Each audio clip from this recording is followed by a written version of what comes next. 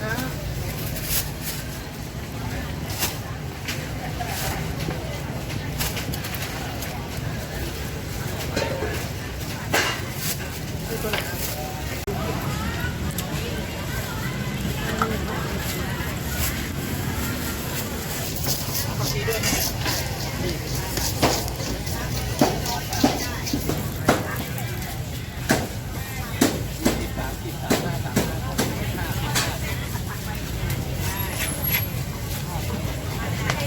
มาแล้วลูกหล่อ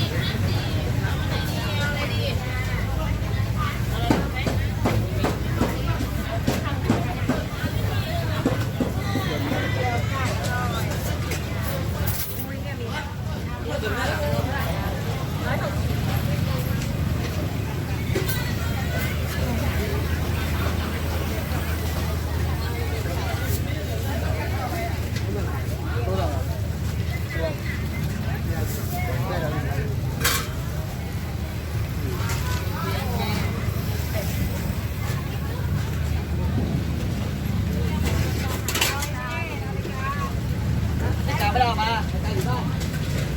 รายการไม่ได้มาอยู่บ้าน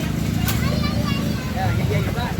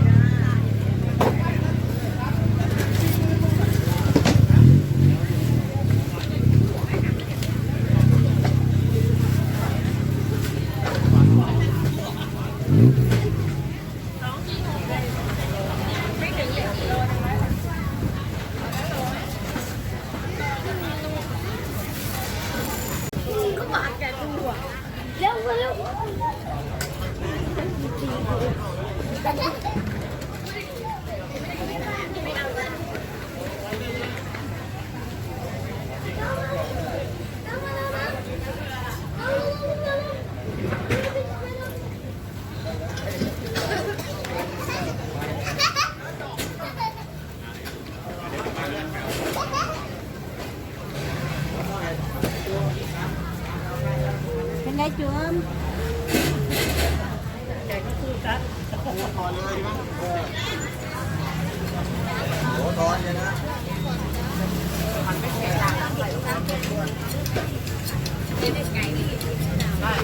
มันก็ไม่ไก่นะเว้ยไอ้บอลลมมาแล้วก็ทะลุเลยขาไปแล้วก็มาทำไมเพราะว่าไม่เคยไปคุณจะโทษดิคุณจะใช้คำว่าโทษ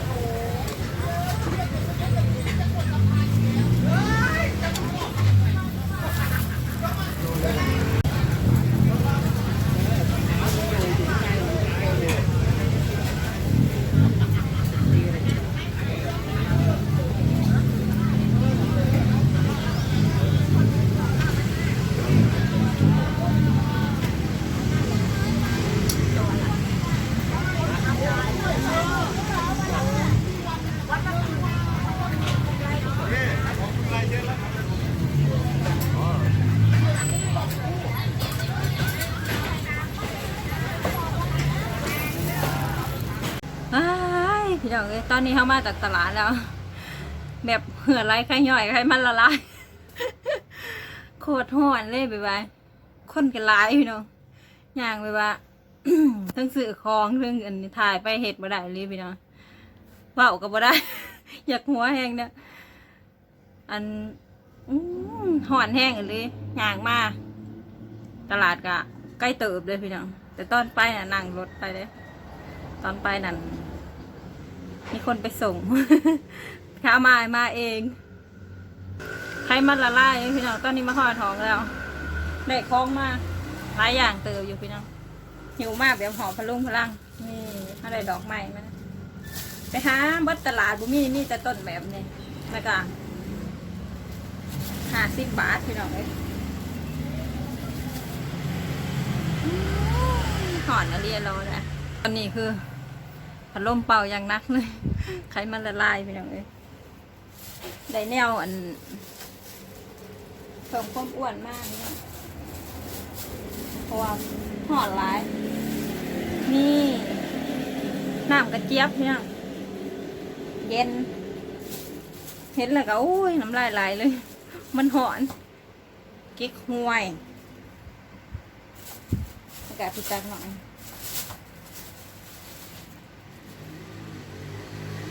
ยังเกาะน้ำตาลสดหรือน้ำมะพร้าวไม่แน่ใจได้มาตอนนี้เหลืออยู่3 ขวดเนาะได้มา6 ขวด50 บาทแบ่งให้ไม่ใหญ่เจ้าของบ้านนะได้แอปเปิ้ลมานำเนี่ยแอปเปิ้ลมาไหว้พระตั้งจากไหว้พระแล้วก็ไหว้เฮาเอง ประมาณนี้เฮ็ดพี่น้องเครื่องต้มยำเพราะว่าเขาได้ปลาแต่ปลาดิ้นมากพี่น้องไม่เขาเอามาต้มยำลอง2ข้าวเหนียว5 บาทแล้วก็หมู10 บาทเบิดซ้ำนี่พี่น้องเบิดหลายร้อยอยู่ป้าต้องแบบว่ามันยศจะใส่เงินอุตรุดนะมันจำเป็นแหละพี่น้องว่าหามาก็ต้องกินต้องใส่เนาะ เขาขางเก็บของแบบนี้โอ้ยห่อนคักพี่น้องอยู่บ้านนะโทษเมื่อล่มหนาวตื่นอยู่แสนโอ้ยล่มแบบว่าคิดฮอดบรรยากาศตอนอยู่บ้านเพราะว่าตอนอยู่บ้านนี่ล่มตั้งแต่เมื่ออยู่บ้านเมื่อก่อนปีใหม่พี่น้องจนได้เป็นเดือนกว่าเนาะหนาวตลอดบ่มีมือฮ้อนเลยฮ้อนนี่สิแบบว่าฮ้อนตอนกลางเว้นเนาะฮ้อนตอนกลางเว้นประมาณเที่ยงไป5 บ่าย 2 บ่าย 3นี่ก็เริ่มลมเย็นลมหนาวแล้วยังฮ้อนบ่กี่ชั่วโมงหรอกแต่ว่ายามคืนแม่นหนาวตั้งแต่เมื่ออยู่บ้านน่ะบ่มีมือฮ้อนเลยในยามคืนน่ะหนาวกันเหรอว่าช่วงปีใหม่หรือว่าหลังปีใหม่มาหนาวตื่นมายามมื้อเช้านะพี่น้องควันออกปากยามเพราะว่าควันออกปากเลยความหนาวยามคืนน่ะข้างสั่นหนาวจนว่าข้างสั่นงับเสื้อแขนยาวนี่แบบแทบบ่ได้ถอดเลยทั้งกลางคืนทั้งกลางเว้นเนาะกลางคืนนี่มันใส่กันหนาวกลางเว้นเขาเป็นใส่ไปข้างนอกเขาเป็นใส่กันห่อนด้วยเพราะว่าข้างนอกนะคันมันมีแดดหรือลมมันแห้งเนาะลมแห้งใส่กันลมใส่กันห่อนไปอันคืออยู่บ้านพี่กระทำหนาวตลอดเวลาว่าอยู่บ้าน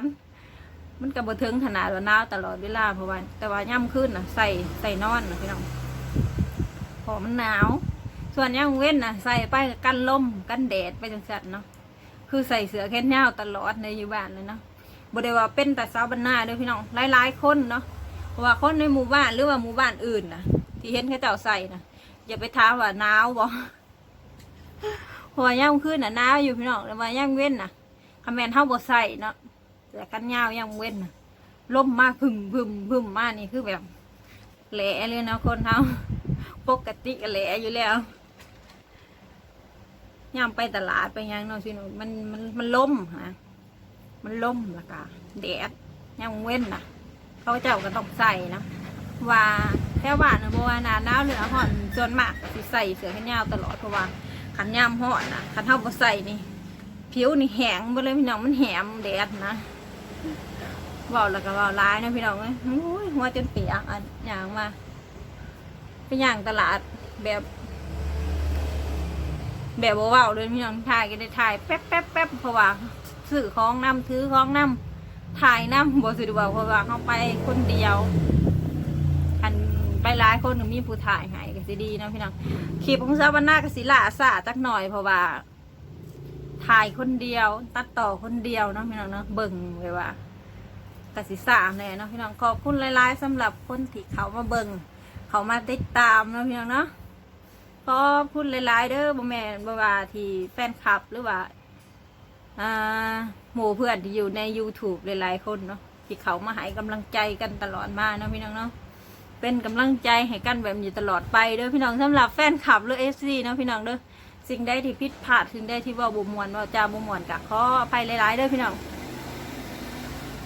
ส่วนคอมเมนต์เนาะพี่น้องซาบานามีเวลาก็ตอบให้เนาะพี่น้องอาจสิล่าซาเนี่ยเพราะว่าลงคลิปนี่ก็ซาเนี่ยพี่น้องช่วง2-3-4 มื้อขึ้นหลังนี่โอ้หมูมีฮอตอารมณ์มันจับโทรศัพท์เลยพี่น้องเพราะว่าไข่กรุงเทพนี่ห่อนพี่น้องห่อนแต่ว่าไข่ผัดเป็นหวัดเนาะแต่ยังหัวรีเลยหักไข่แน่แล้วน้องดีขึ้นแล้วคือว่าหายไข่แล้วพี่น้องแต่ว่ายังซิมีแบบว่าเจ็บคอแน่นิดหน่อยตอนนี้นะข้อแห้งเบาลาย ข้อแห้งเบาลายอันนี้เนาะโมเมนต์เกี่ยวกับว่า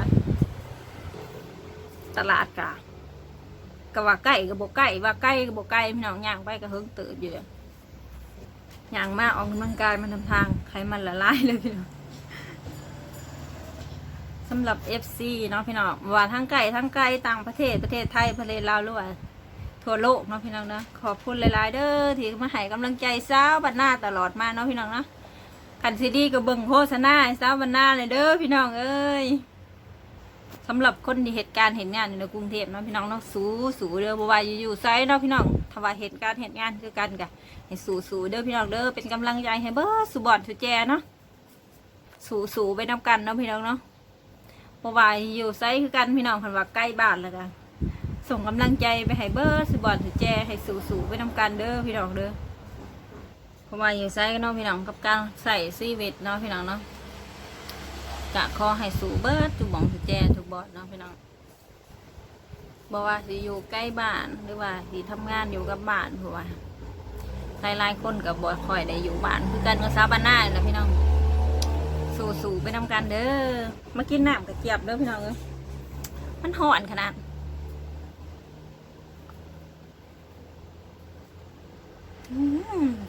สนใจ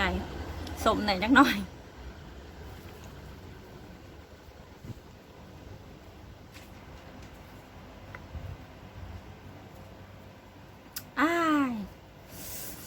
กินเผื่อเด้อพี่น้องผู้ใดห่อนอยู่ค่ะกินเผื่อแล้ว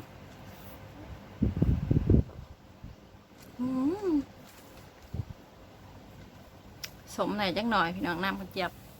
แต่ว่ามันเย็นก็เลยซื่นใจสำหรับคนที่ทำข่าวซาบาน่าเด้อพี่น้องหายดีเลยเด้อเป็นไข้เป็นไอกันนะเพราะว่าอากาศมันเปลี่ยนเนาะตอนลงมาที่แรงนะลมแล้วก็มีฝนตกนำพี่น้องอากาศก็สิเย็นๆหนาวมันจังหน่อยเพราะว่าจักผักหนึ่งห่อนมานี่ห่อนอย่างนักเลยห่อนแบบคือสมือเนี่ยยังห่อนเนาะมันก็ปรับอากาศปรับน้ำอากาศบวไว้เนาะร่างกายเนาะเป็นวัดแบบนี้เป็นวัดเป็นไข่เนาะพี่น้องเนาะแต่ตอนนี้หายดีแล้วพี่น้องดีขึ้นหลายหายขาดแล้วพี่น้องเนาะไม่ต้องเป็นห่วงเนาะขอบคุณหลายๆเด้อสำหรับคนที่ถามข่าวกันมาเนาะสำหรับคลิปนี้เนาะพี่น้องเนาะซาบาน่าสิฟ้าไก่ซัมนีพี่น้องต้นห่านซะก่อนไปกินเขาซะก่อนเด้อพี่น้องเด้อไปกินเขาน้ำกันตั้งแต่เช้าผมไปท่านกินเขาหิวเขาขอบคุณหลายๆสำหรับ FC ทั้งหลายๆบอร์ดเนาะพี่น้องเนาะที่ให้กำลังใจกันมาเนาะพี่น้องขอบคุณหลายๆเด้อ ขอบคุณที่เขามาแวะมาเว้ามาจาเนาะพี่น้องมาคอมเมนต์เป็นกำลังใจกันเสมอเนาะพี่น้องเนาะขอบคุณหลายๆเด้อช่วงนี้อากาศมันเปลี่ยนเนาะพี่น้องเนาะว่าอยู่บ่อนใดก็ขอให้รักษาสุขภาพเด้อพี่น้องเด้อดูแลสุขภาพเจ้าของเนาะทั้งบ้านกับน้องนาฮ้อนๆพี่น้องเจ้าลาวตอนนี้ก็บ่สบายน้องจ้อยก็ว่าบ่ค่อยสบายว่าซั่นอากาศมันเปลี่ยนเนาะพี่น้องปรับตัวนำบ่ทันเด้ว่าที่บ่อนใดก็ดูแลสุขภาพเจ้าของให้เด้อพี่น้องเด้อเป็นกำลังใจให้เบิดสิบ่อนเนาะฝากความห่วงใยไปทุกบ่อนทุกแจเลยพี่น้องก่อนที่จากกันไปก็อย่าลืมกด Subscribe เด้อพี่น้องเด้อเป็นกำลังใจให้สาวบรรณาเด้ออย่าลืมกดไลค์กดแชร์นะพี่น้องเนาะขอบคุณหลายๆเด้อสำหรับทุกๆคนที่เขามาเป็นกำลังใจให้สาวบรรณาพี่น้องไปแล้วเด้อบ๊ายบาย